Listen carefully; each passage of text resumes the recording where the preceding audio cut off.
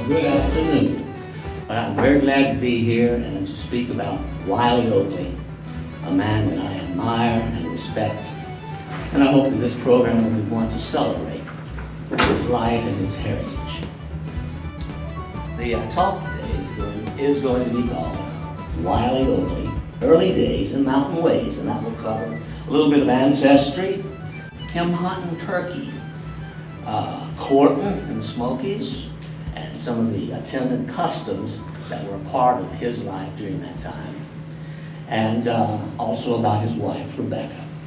In the journal, very good issue, there is the first in a series of articles that we're going to be presenting about Wiley Oakley from his book.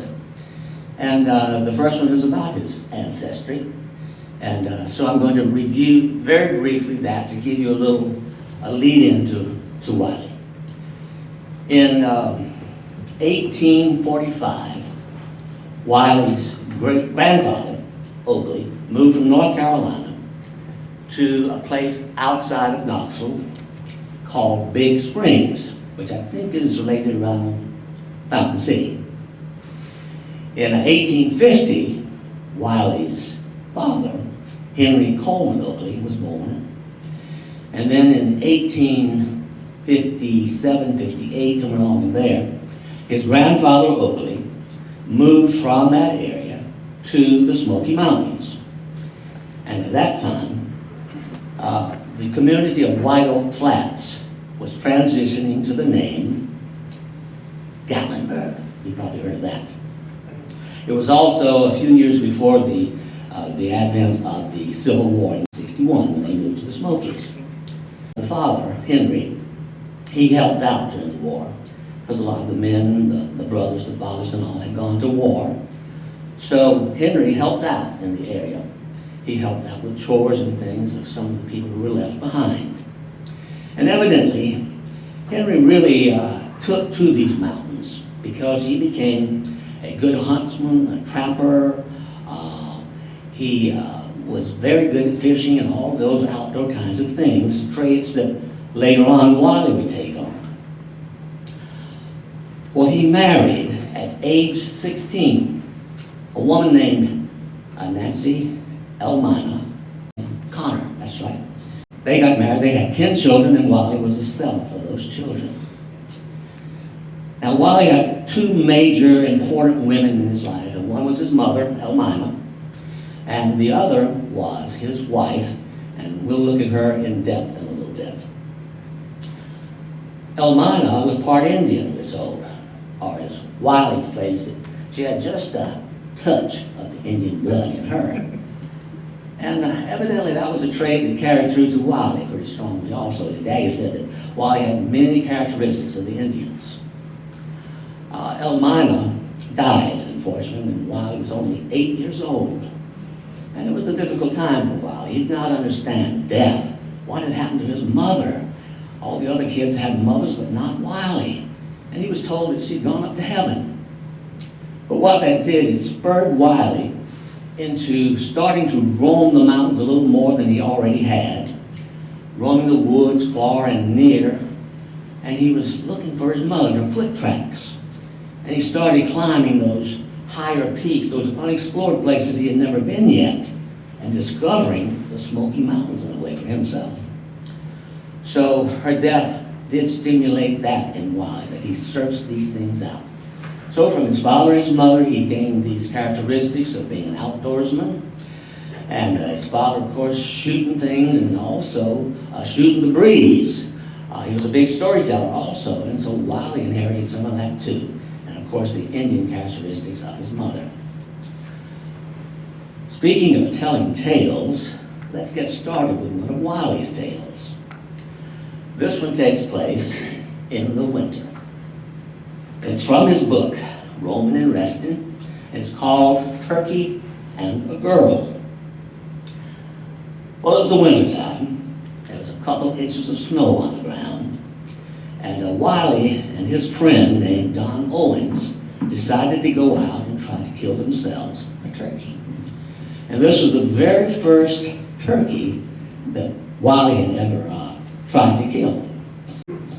So Wiley went out with his buddy Don, And they were in a place called Scratch Bridges Mountain, which is above the headwaters of the Bearskin Creek, which we know as Basking Creek. And so they were up there in the mountains. Being with snow on the ground, it was pretty easy to see the turkeys because they were dark against the snow. And they saw them up on Scratch Bridges Ridge coming towards them. So they hid behind some trees and waited till they got closer. And when they got close enough, Wiley, he lifted his gun. Now there was he called it a turkey rifle, sometimes called a hog rifle, a squirrel rifle. I think Wiley called it whatever he was shooting at the time. But it was for sure a cap and ball, muzzle loading gun, which Randall could tell us all about. But I'll just say that that gun was difficult to use in the sense that you only got one shot and then you had to reload. So you had to be a good shot, and Wiley was a very good shot. So he took aim and got a good bead on that turkey. There was a big turkey that sort of separated from the others. He got a good bead on that turkey, and then kabam! And that turkey fell down to the snow, dead as 4 o'clock in the morning, Wiley said. So he laid his rifle up against a tree and he walked down the hillside to find that turkey. Well, when he got down there, it was spread out, his wings were out like that. He'd shot it between the wings, and he reached down to pick it up, and whoa, the thing started moving. So I guess it was just 3 o'clock maybe. But that turkey started running down the hillside. Just going down that hill, just a lickety split down the hillside. So Wiley had to start chasing that turkey to catch him. Well, he was going down the hillside, and his friend Don was just laughing away to see him running down the hillside that way. But there's Wiley going down the hill, and there was that turkey going down the hill, doing a turkey trot, I guess you might say. They were going down the hill. Wiley said, I was a young man then, and oh, it was so much fun chasing that turkey. Oh my goodness. If he had run 10 miles, I'd have still chased it, I would have. So he was running down that hillside, and it finally got down to a little valley, and a little basin, I guess you'd call it. And there were some big rocks there, and this turkey put its head under the rocks. Perhaps the turkey was thinking, well, if Wiley can't see me, I can't see him, so I can't see him, Wiley can't see me. But Wiley could see him. So he went over to that turkey and he held onto him really tight and he stomped down on him. And he killed that turkey dead as 4 o'clock for sure. So then he got that turkey back up the hillside to where his gun was, and Don was still laughing at him and said, Wiley, I thought that turkey was taking you home with him. Well, things could have changed right now from what happens in Wiley's story, because his friend Don said, Wiley, come on home with me. We'll get turkey and dumplings this evening. Wiley said, no, I got to get home. My dad's expecting me, so I better head on home. So he did. He threw that big old turkey. It was a gobbler. It was the biggest one in the bunch. He threw it over his shoulder, and he started towards home. So that's the turkey part of the story. Now here comes the girl part of the story. As Wiley was walking along, he came to the Ogle cabin, the Bud Ogle cabin. How many of you know where that is? Beautiful old historic cabin, wonderfully preserved. It's outside of Gatlinburg on, I think it's called the Nature Heritage Trail now. It's the first cabin on the right, beautiful cabin. Of course, at that time, it was not in the fall, it was a winter cabin. And as he was walking past this cabin, there was a girl in the yard. I don't know what she was doing. She might have been playing, throwing a rock. She might have been doing chores. She might have been sitting in the rocking chair. We don't know. But she was there. Now, it isn't quite known what she was thinking, but we sort of know what Wiley was thinking. Wiley was proud of himself. Yes, he was. He was proud that he had bagged this great big old turkey gobbler. And he'd take it home, they'd have all the meat they would need. And his daddy would be so proud of him. That's what he was thinking. Now the girl, we sort of do know what she was thinking, because later on she reported, I remember seeing that fella coming with that big turkey gobbler on his back, and I thought to myself, oh, I'd like to have such a big turkey as that. Oh, it'd sure be nice. But the gal never for a single moment thought that one day she might marry that guy. But about 5 winters later, it happened that she nabbed a very eligible bachelor, Wiley Oakley. So you might say that Wiley bagged him a turkey that day, but some winters later, Rebecca bagged Wiley. So Wiley at that time was probably 15 or less. Rebecca at that time, Rebecca Ann Ogle, she was probably 9 or 10 years old. So she also had said at that time, of course I'm not going to marry such a fella as that. I'm too young to marry and court and stuff like that. Well, Wiley had started courting at some point. I think I have a picture here. This is probably the earliest photo we have of Wiley. It's labeled during his courting years. And most of Wiley's older brothers had begun to get married, court and get married and leave home, and his sister too.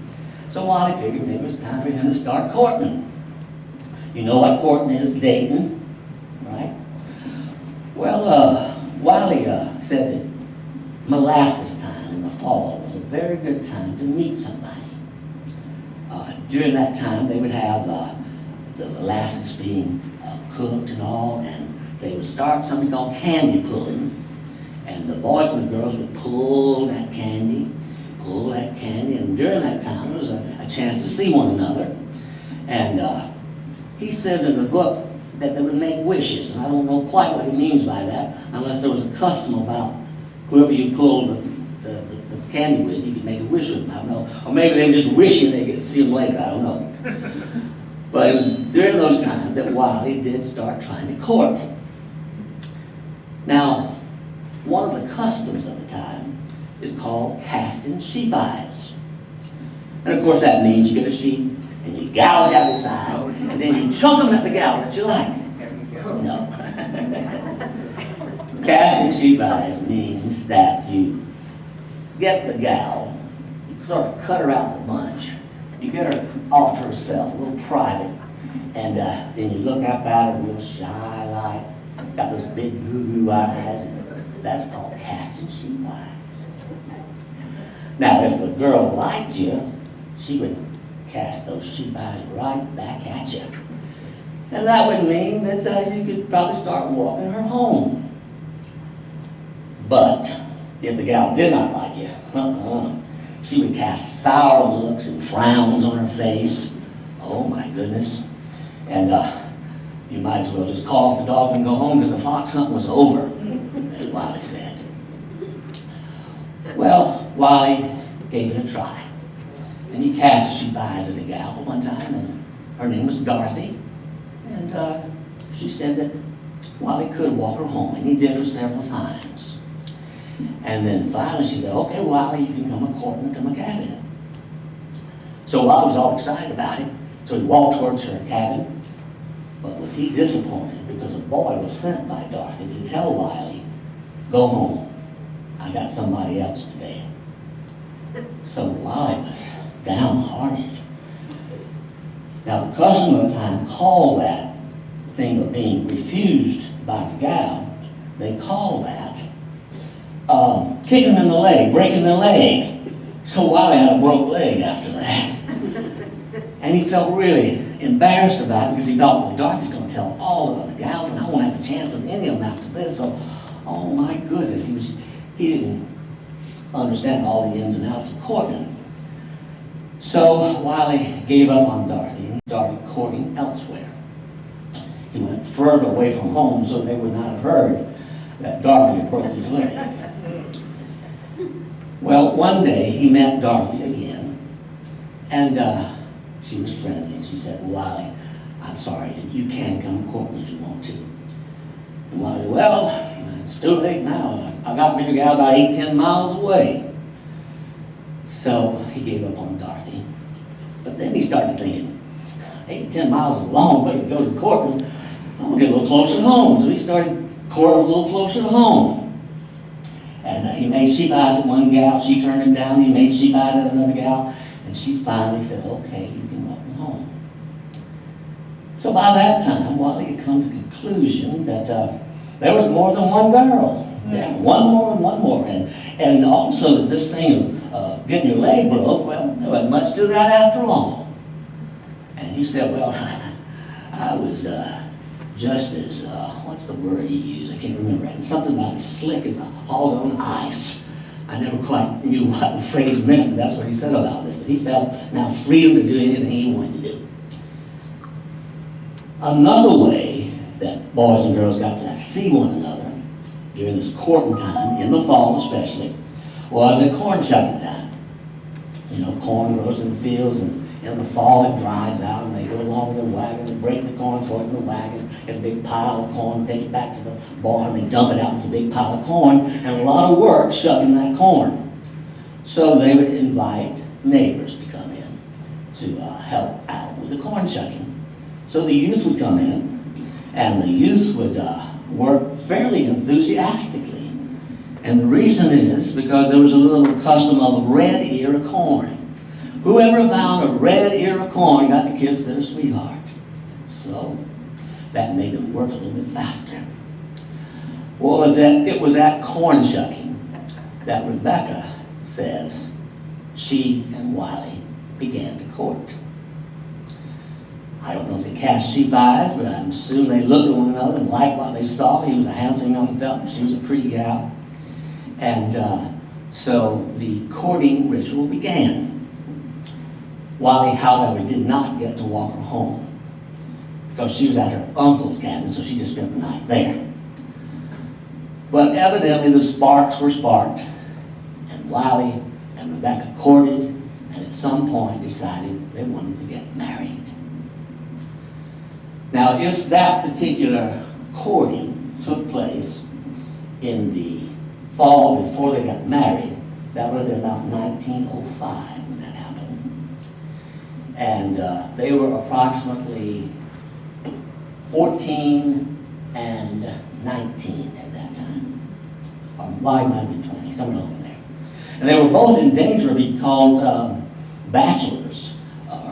Old maids, because they were getting so old, and the custom was to marry young. Well, finally, they did decide to get married. And Wiley got that important piece of paper, that legal piece of paper. And oh, he was so excited. And the story I'm going to tell you now is called Invisible Preacher, the tale of the Invisible Preacher by Edna Sims. And she wrote it down in a book that she wrote in 1940. She was friends with Wiley, and Wiley helped to collect things for the museum that she started in Gatlinburg. Jim Schuler worked there at one time, by the way, in case you know Jim. Well, she reports that Wiley told this tale about how they got married. Excited about that piece of paper, he had to go to the cabin to see his gal, and when he was there, he got so excited, let's go for a walk, Rebecca. So Wiley and Rebecca started walking into the woods that evening. As they were walking, it was a beautiful night. The moon was shining up above, and one said, oh, look at that pretty moon up there. Oh, look at them stars. And he was getting so excited, he said, let's get married tonight. Tonight? Yes, tonight. I know a preacher man. Okay, Wiley. So Rebecca agreed. So jiving hands, they swung their hands and they walked towards the cabin of this preacher man, about a mile away. When they got there, the cabin that the fellow lived in was dark. There's no lights coming out the windows or anything. A little bit of trail of smoke coming out the chimney, but that didn't discourage Wiley, not a bit. He went right to the door and he knocked.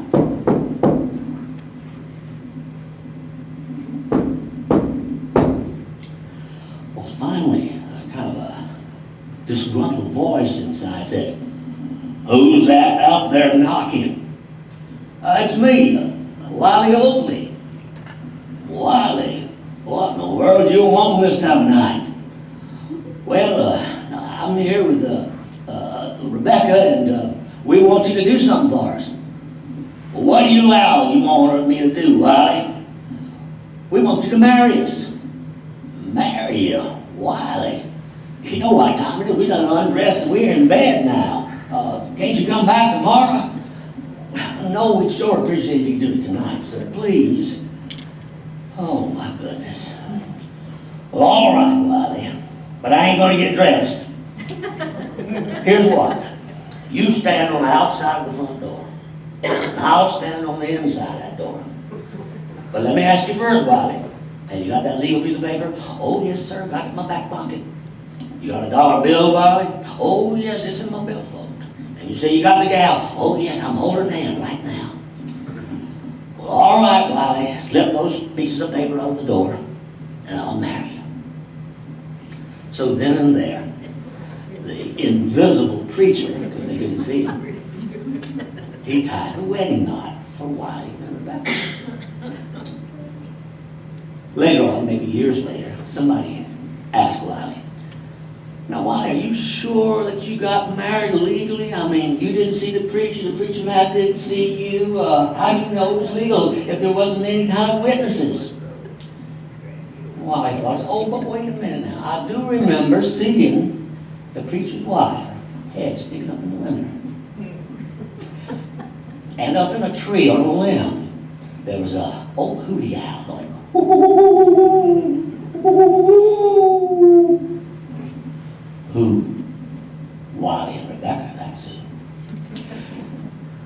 Except I wonder, was that owl really trying to yodel?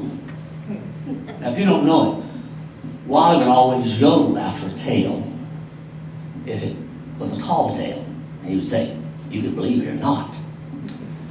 Well, that is a delightful tale, but I don't believe it really happened. I believe that's a yodeling tale, and I think we ought to yodel after that tale. Now, I can't yodel like Wiley, and you probably can't either, but let's just give it a try. It'll be fun to try. I'll do a phrase, and then you do it after me. A-dee-a-lady-o. Yo-lady-o. A-dee-a-lady-o. Yo-lady-o. A-dee-a-lady-o, lady-o-loo. Let's not do that again. So the question becomes, what was the real wedding of Wiley and Oakley and Rebecca? It was not written down anywhere. There are a few clues that I started tracking down because I was wondering, now where did this wedding take place? Was it a Justice of the Peace wedding? Did it take place at a church? Did it take place at his Daddy Henry's home? Just where would this wedding take place? So I did some research. Now at the Sevier County Heritage Museum, the old post office here in Sevierville, there's a display of the Wiley Oakley items, many donated by the families of Wiley Oakley. And by the way, I'm glad to see at least 5 of the Oakley family here today. Thank you for coming. And so in that museum, I had taken a photo of the marriage certificate. And on that marriage certificate, I looked down, and where it was at the N.W. Ogle cabin. N.W. Noah Wilson Bud Ogle cabin. I was delighted. So let's use our imagination. I've done some research, I've pulled some comments together, and plus I've sprinkled it with a little imagination of my own that's not written down anywhere. It's just the way I think it might have happened. And let's talk about the real wedding of Wiley and Rebecca. It took place in the winter. There's probably snow on the ground. It was January 19th, 1906, on a Friday. And this year, it would have been 116 years ago from this past January. And so it was very cold on the outside, but on the inside there was a blazing fire going on, and the people had gathered for the wedding.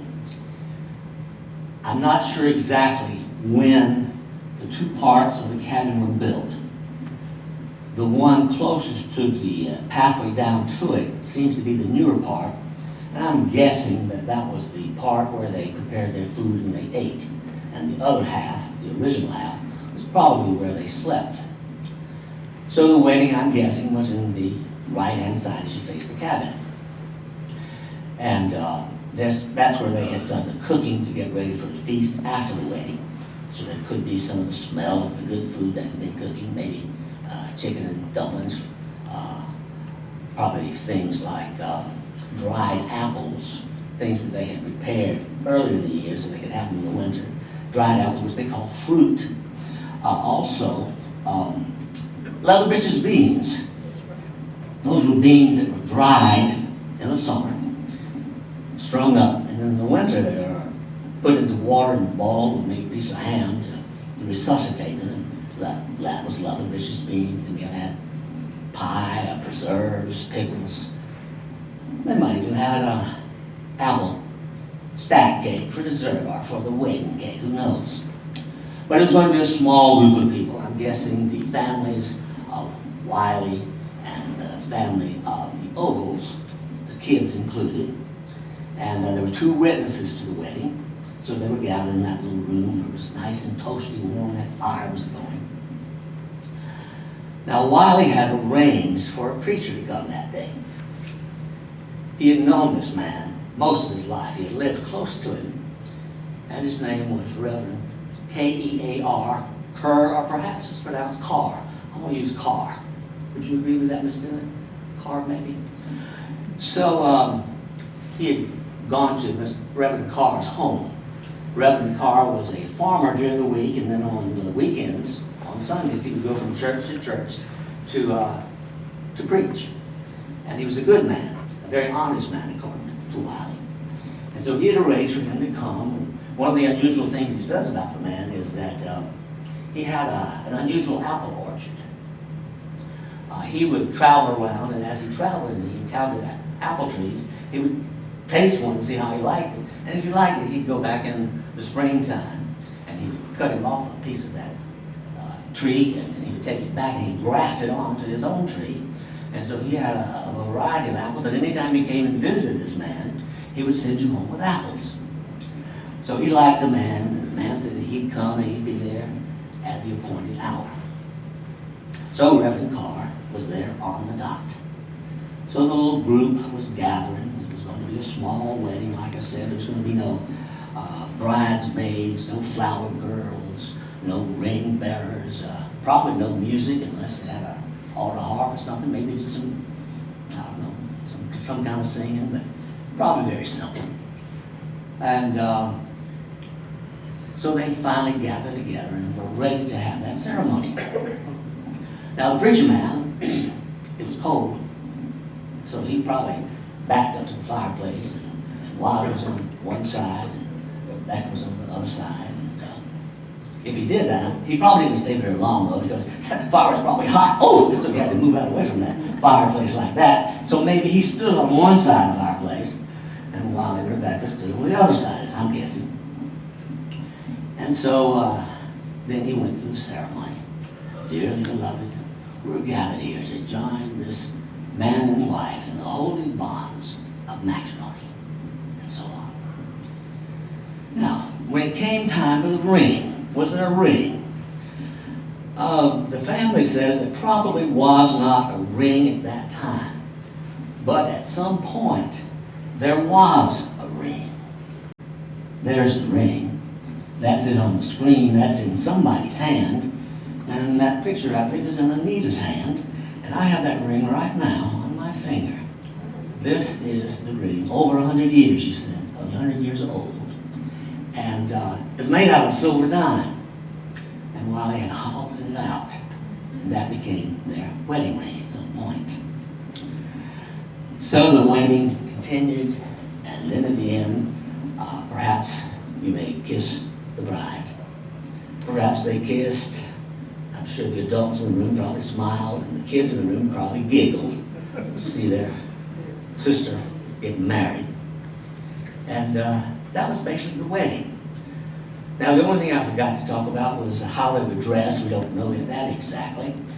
But I'm guessing that Wiley was dressed in as good a clothes as he'd come up with, at least a shirt and a tie, and had his hair slicked back, looked real good. And Rebecca, she was probably wearing her Sunday best, or if there was a hand-me-down wedding gown, she might have had that on, we don't know. But the wedding was over. And so after the wedding, Wiley pulled the preacher aside and said, "What do I owe you?" And Reverend Carr said, $1. Same thing would charge to everybody. So Wiley paid him $1. And then the preacher said, "Well, Wiley, I want to give you something. Here's $2. The $1 you give me and another $1 to go with it. Because Wiley, you're going to need lots of things when you get married." And Wiley agreed with that. He found out that to be true later. And this man said, "Wiley, I wish you the best, and may God be with you and bless you all your life." And Wiley said, that preacher man, he certainly said something good to me, and it's true that I've been blessed all of my life. Well, after the wedding, the feast was held with all the good foods, and at the end of that, it was time to go home. It was time for Wiley and Rebecca to spend their first night together. We assume it was in the Wiener cabin, which was down the path of the old cabin. Wiener, not hot dog, but a place where they would wean the newlyweds off. And so they stayed there, and I'm guessing that they did not, a loving family would not send this couple off into the winter weather to their new home. The brother of Wiley Oakley, the oldest brother, said that he had a cabin. It was about 8 miles from Gatlinburg, near the foot of Mount LeConte, and that Wiley and Rebecca could take it over and live there. It was in Scratch Bridges Mountain. It was about 2 or 3 acres, about 1 acre cleared, as Wiley said.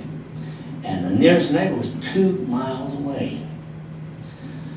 So probably when the weather had quietened down, if it was a very cold winter, Wiley and Rebecca gathered what they needed, and they headed towards that cabin in Scratch Bridges Mountain. Now, on the way to that cabin, there they were, going toward their future, to the beginning of their new life together. And I'm just going to quickly read some of the things that was ahead of them. This was before Wiley had 2 names, Wiley Oakley and Roamin Man in the Mountains. He said he'd like to have 2 names like the movie stars. That was so if he ever got in any trouble, he could blame it on the other fella. For a while, he became known nationally, then and locally in a few other countries as a nature guide, before he helped lay out the boundaries of the Great Smoky Mountains National Park, which opened in 1934, 28 years after they were married. Before he guided the fathers of the park, Colonel Chapman and such. Before he guided the naturalists and scientists who studied the park. Before he guided the rich and famous, the likes of Rockefeller, Eddie Arnold. Now he could yodel. Harvey Firestone, the journalist Ernie Pyle, Kate Smith, who sang When the Moon Comes Over the Mountain. And that was on the original wooden tower at Clemens Dome. Before he guided Henry Ford, the Ford Motor Company man, who gave Wiley Oakley a chunk of money and told him to invest it wisely, to not buy an automobile. Before Wiley and Rebecca named their daughter Clara after Mrs. Ford. And before he guided the not-so-rich and famous, the everyman and everyone who sought him out and basked in his uncommon knowledge and love of nature and his pleasant, unaffected, homespun manner. Before Wiley was given a badge by the park designating him the #1 guide. He was proud of that badge, wasn't he, Anita? Before he met President Franklin D. Roosevelt at the 1940 dedication of the park. Before he was foreman of the CCC workers blazing trails of the Smokies, like through the Arch Rock, before building the Chimneys Campground. Before he wrote his book, Roamin in 1940 and Wrestling in 1940, before they're combined as one book in 1986. And that was by Anita, Barbara, and Sharon's father, Harvey Oakley. before he wrote newspaper articles for local newspapers and stuff, before he traveled to Chicago, Detroit, and New York World's Fair, before he became ambassador of the Smokies and all of that, and so many things, a whole list, but I'm running out of time. Before he named some of the native wildflowers, hearts are busted with love, doll's eye for everyone. Before being called the Will Rogers of the South. Before Wiley and Rebecca moved to Gatlinburg, and they opened up the Wiley shop. And at the Wiley shop, where Rebecca became a very good weaver, and before he had a sign that said, "Antiques made to order." All of those things. Before the Wiley Oakley Memorial plaque was placed. All of these things. Before Wiley relished his glory years of roaming in the Smoky Mountains. And this journey was taken when the world was young and green, when the unknown future was all ahead of them when they were going on their honeymoon. Now, who at that time would have thought all this and more was ahead of them, ahead of the uneducated, backwoods, 5'3", short of stature, large of spirit, young man and his yellow-haired mountain gal wife. Before they were on the trail to their future, and it was not an easy one. The trail to this cabin, oh my gosh, it was rough, because they had to go through brambles and briars, they had to go through rhododendron, they had to go through all of these different things. There's Wiley. In their shop, they had the Wiley show, putting on the music and all. There's some of the family slides. On to Wiley stopped roaming and started resting, and that's in the cemetery at White Oak Flats. When they got there, there's one more short tale I'd like to tell you. Of course, they were there, and Wiley said they had honey and more honey. And this is one of his most important stories, so I won't cram it in. They're telling me to get off the stage, but if you can hang on for just a little bit, are you willing to stay? Okay. It's from the Cow Barn. They were on their honeymoon, but honeymoons do not last forever, of course. This is Wiley and Rebecca and their first child at Scratch Britches Mountain. So Wiley says, well, after we had been up there 3 or 4 weeks, or maybe a month or so, don't really know how long. But anyway, one day, she said something to me that didn't sound very good. So I said to her, if you're going to talk that way to me, I will get my hat, and I'll go back to my dad down in Gatlinburg. You can go wherever you want to. So I started out the door, and as I looked back, she sort of smiled and said, I guess you ought to give me a lock of your hair before you leave me up here in these wild mountains by myself. Well, that just made me a little madder, and I decided to go right on. I went on and had to go by a cow barn. We had managed to have a cow and had to keep her pinned up in a barn to keep the bears from catching her. The bears were so thick. But anyway, this trail went right by the cow barn. So I decided when I got down there that, well, this was a mighty few words to leave this girl up here in these Smokies by herself. It would be just too bad to leave her alone, and maybe I'd better see her out. So I decided, well, maybe I'd just fall in behind the barn and hide directly. I'd hear her coming out. Well, everything was quiet and still, so I just got in there behind the barn, stayed quiet and still, but I couldn't hear a footstep on the trail. I know there wasn't no other way out. I stayed there a long time, half an hour on it. You might say maybe an hour. I was getting tired, so I decided I'd walk around the barn, peek around the corner, and see if she was making any effort to come out. When I looked around, why, she had her head stuck out the door, and she said, Wiley, I guess you better come on back. And I said, well, I don't care if I do. I was just waiting for her to call me. So I went back, and I've been with her ever since. So these young people, when they get married, they ought not to never pass up the cow barn. They ought to stop and think it over. Might save a lot of trouble. It worked for me, and it might work with them. And I figure a lot of you older people, now, you could take some of this too. And if you ain't got no barn, it might pay you to build one. Save a lot of trouble. And that's Wiley's delightful story called The Cow Barn. So thank you for coming. I appreciate you being here. And I would first like to have all the Oakley family members come so we can see you. Anita, Barbara, Sharon, and back there. Come on up, please. Come on up. We want to see you. Just 1 minute. First of all, this is Anita.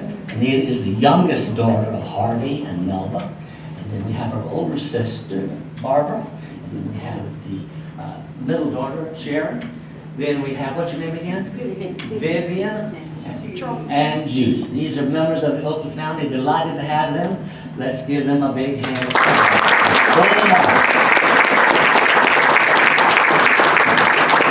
And I think that about includes our program. Thank you for coming. Yes, sir. Could you tell us where the shop that he had was? It was on the Parkway. If you're coming from Pigeon Forge, it'd be on the right-hand side, down the street from where Morton's Antiques used to be. But there's a kind of an open space there that's used for parking now, and there's a tattoo parlor to the left. That's the space where it was, where they had the radio to show her way. Yes, sir. Could you tell the rattlesnake story? But basically, the rattlesnake story is why Wiley and Rebecca left Scratch Bridges Mountain. They lived there about 4 years. They had at least 3 children there, maybe 4. And they heard one evening, it was rattlesnakes. They were under the floorboard in the cabin. And so what they did, they boiled some water and they poured that hot, scalding water through the cracks in the punching floor there. And of course, then there was more. And it turns out there were a lot of rattlesnakes. And during the night, they were scared. They left light out to see on the floor to be sure there were no rattlesnakes roaming around there. The next day, Wiley went out, he looked under the floor, and there was this log under there, and he used something to punch it, and then he heard some more, a lot of rattlesnakes. So they decided to vacate Scratch Bridges Mountain and move to town. Well, not move to town, they moved several other places after that. So that's a very brief rattlesnake story.